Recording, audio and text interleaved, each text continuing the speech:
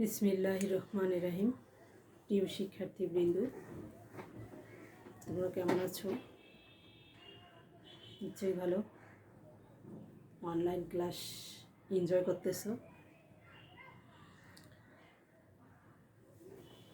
আজকে আলোচনার বিষয়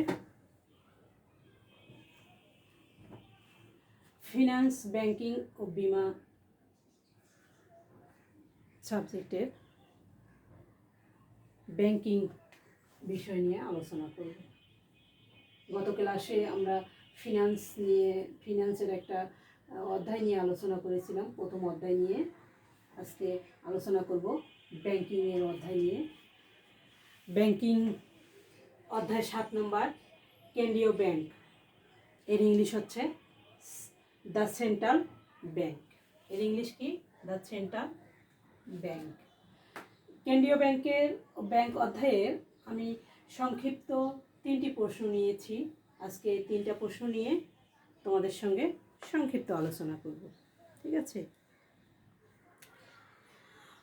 প্রথমে নিয়েছি যে 1 নম্বর প্রশ্ন,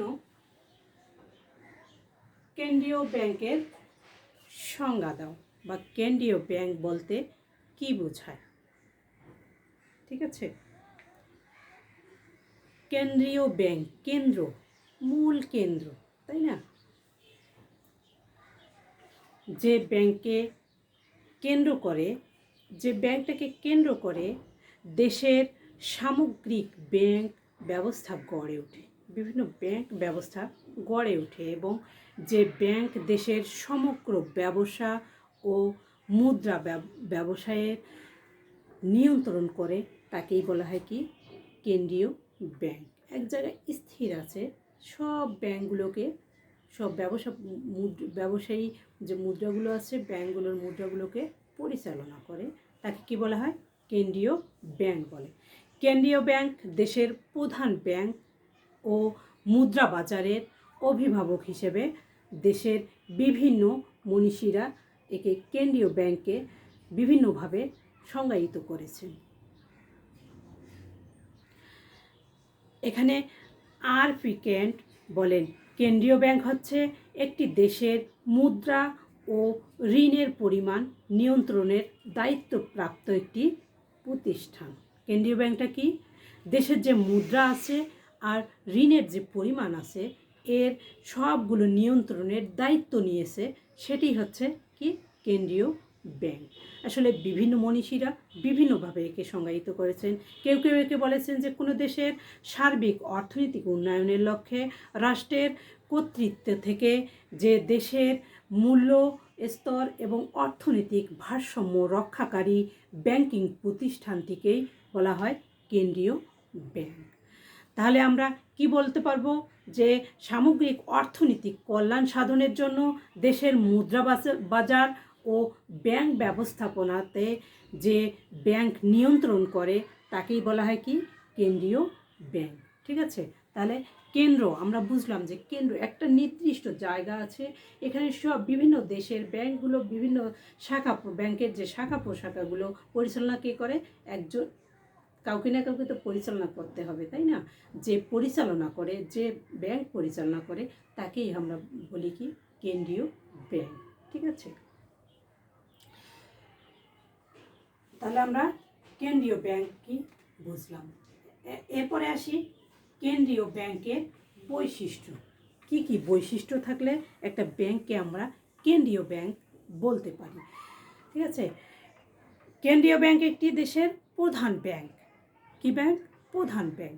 কেন্দ্রীয় ব্যাংক সরকারের নিয়ন্ত্রণ থেকে সামগ্রিক অর্থনীতির কারণে যে কল্যাণ সাধনের জন্য দেশের মুদ্রা বাজার ও ব্যাংক ব্যবস্থাপনাকে নিয়ন্ত্রণ করে থাকে। এই কেন্দ্রীয় ব্যাংকের বেশ কিছু বৈশিষ্ট্য আছে। এই বৈশিষ্ট্যগুলো আজকে আমরা তোমাদের সামনে তুলে ধরব। ঠিক আছে? এই পয়েন্টগুলো আছে আইনগত সত্তা। আইনগত সত্তা। 1 নম্বর পয়েন্ট কি আছে? আইনগত সত্তা। আইনগত সত্তা। প্রতিটি দেশের কেন্দ্রীয় ব্যাংকেই সরকারের আইন দ্বারা প্রতিষ্ঠিত, সরকারের আইন দ্বারা প্রতিষ্ঠিত।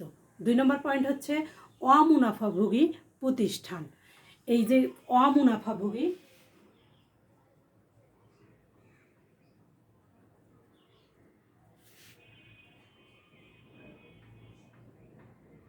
প্রতিষ্ঠান,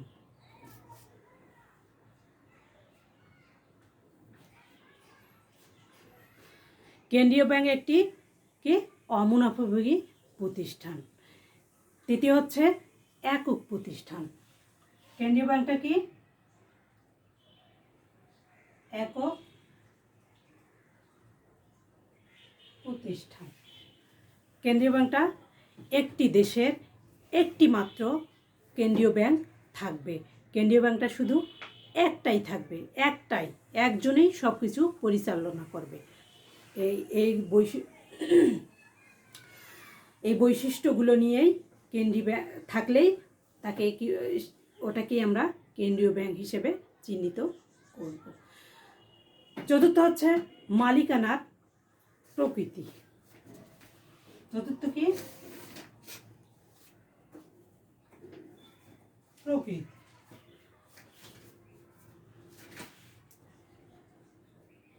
কেন্দ্রীয় ব্যাংকের মালিকানা অধিকাংশ ক্ষেত্রেই সরকারি হয়ে থাকে। ঠিক আছে। 5 নম্বর কি নেট প্রচলন। নোট প্রচলন, নোট কি টাকার প্রচলন, কাগজি নোট বা মুদ্রা। কেন্দ্রীয় ব্যাংক যে দেশের কাগজি নোট বা ধাতব মুদ্রা প্রচলন ও নিয়ন্ত্রণের একচেটিয়া অধিকার প্রাপ্ত হয়ে কাজ করে। কেন্দ্রীয় ব্যাংকটা কী করে নোটের ব্যাংকে সাধারণত টাকারই লেনদেন চলে, তাই না? এই কেন্দ্রীয় ব্যাংকের মধ্যে কি আছে, কাগজি নোট আছে, ধাতব মুদ্রা, এগুলোকে একচেটিয়াভাবে তাকে এককভাবেই প্রণয়ন করতে হবে। ঠিক আছে। 6 নম্বর আসি সরকারের ব্যাংক। 6 নম্বর কি সরকারের ব্যাংক। কেন্দ্রীয় ব্যাংক সরকারের ব্যাংক হিসেবে কাজ করে। কেন্দ্রীয় ব্যাংক কার ব্যাংক হিসেবে কাজ করতে হবে? সরকারের ব্যাংক হিসেবে কাজ করতে হবে। 7 নম্বর হচ্ছে অন্যান্য ব্যাংকের ব্যাংক। 7 নম্বর কি অন্যান্য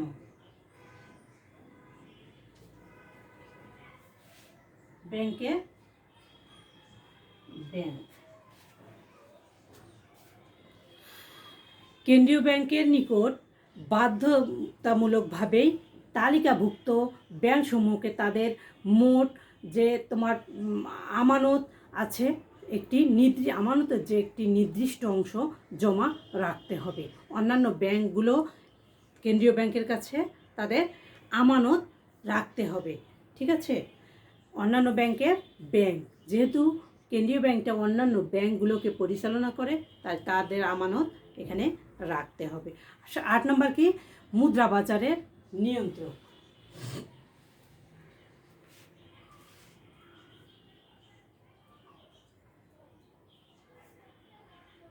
বাজারের নিয়ন্ত্রক মুদ্রা বাজারটাকে নিয়ন্ত্রণ করবে। কে করবে? কেন্দ্রীয় ব্যাংক। কেন্দ্রীয় ব্যাংকের অন্যতম একটি বৈশিষ্ট্য হলো মুদ্রা বাজারের অভিভাবক হিসেবে ঋণ নিয়ন্ত্রণের মাধ্যমে দেশের মুদ্রা বাজারের স্থিতিশীলতা রক্ষা করা। ঠিক আছে। তাহলে মুদ্রা বাজারের নিয়ন্ত্রককে কেন্দ্রীয় ব্যাংক। একটা ব্যাংকে কেন্দ্রীয় ব্যাংক হতে হলে কি কি বৈশিষ্ট্য থাকতে হবে? আইনগত সত্তা থাকতে হবে, অমুনাফাভোগী প্রতিষ্ঠান হতে হবে, একক প্রতিষ্ঠান হতে হবে, মালিকানার প্রকৃতি থাকতে হবে, নোটের প্রচলন হতে হবে, সরকারের ব্যাংক হতে হবে, অন্যান্য ব্যাংকের ব্যাংক হতে হবে এবং মুদ্রা বাজারের নিয়ন্ত্রক হতে হবে। ঠিক আছে। তাহলে আমরা কেন্দ্রীয় ব্যাংকের বেশ কিছু পয়েন্ট পেলাম, এগুলো নিয়ে আমরা সংক্ষিপ্ত আলোচনা করলাম। আরেকটা কোশ্চেন নিয়েছি কি দেশের অর্থনৈতিক উন্নয়নে কেন্দ্রীয় ব্যাংকের অবদান বর্ণনা করো। দেশের যে অর্থনৈতিক উন্নয়ন আছে এর কেন্দ্রীয় ব্যাংকের অবদান কী, কাজ কী, এর কাজ আছে কি না, তাই না? দেশের সামগ্রিক অর্থনৈতিক উন্নতি প্রধান শর্ত হলো সুষ্ঠু মুদ্রা বাজার, এবং সুষ্ঠু মুদ্রা বাজারের যে জন্য মুদ্রা বাজার চাই জন্য যে দক্ষ এবং সুসংগঠিত কেন্দ্রীয় ব্যাংক ব্যবস্থার প্রয়োজন আছে। এর যে কিছু অবদান আছে, কেন্দ্রীয় ব্যাংক যে কিছু অবদান রাখে, সেই অবদানগুলো নিয়ে আমরা একটু আলোচনা করি, ঠিক আছে? আসলে সব প্রতিটা কোশ্চেনেই কিছু না কিছু পয়েন্ট থাকেই। এই পয়েন্টগুলো আমি তোমাদেরকে বলে দিই, একটু আলোচনা করি, তোমরা বইয়ের সাহায্য নিবা, ঠিক আছে? বইয়ের সাহায্য নিলে আরও সুন্দরভাবে তোমরা পড়তে পারবা, জিনিসগুলো বুঝতে পারবা। আমি একটু সংক্ষিপ্ত তোমাদের বোঝাই দিই আর কি। অবদানগুলোর মধ্যে মুদ্রা বাজার গঠন এবং নিয়ন্ত্রণ আছে। মুদ্রা বাজার কি? গঠন এবং নিয়ন্ত্রণ। কোনো দেশের অর্থনৈতিক উন্নয়নের জন্য একটি সুগঠিত এবং উন্নত মুদ্রা বাজারের উপস্থিতি একান্তই প্রয়োজন।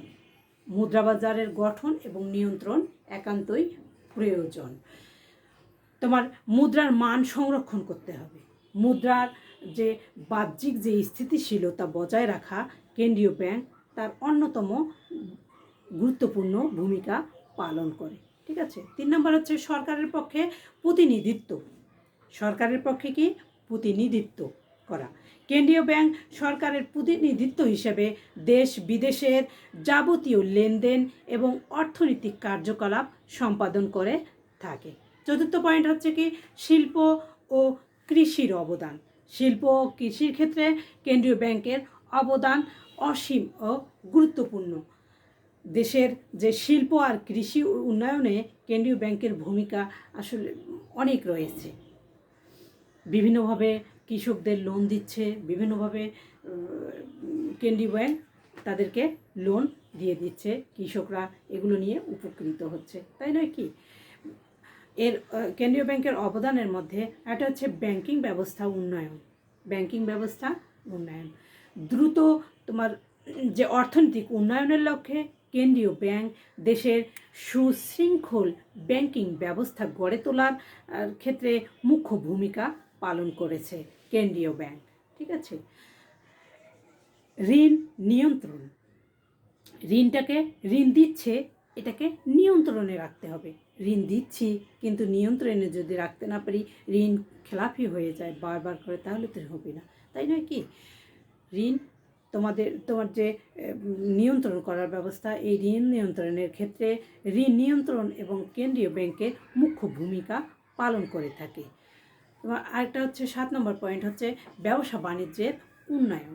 ব্যবসা বাণিজ্যের উন্নয়নের ক্ষেত্রেও কেন্দ্রীয় ব্যাংকের ভূমিকা অনেক রয়েছে, অনস্বীকার্য, ঠিক আছে?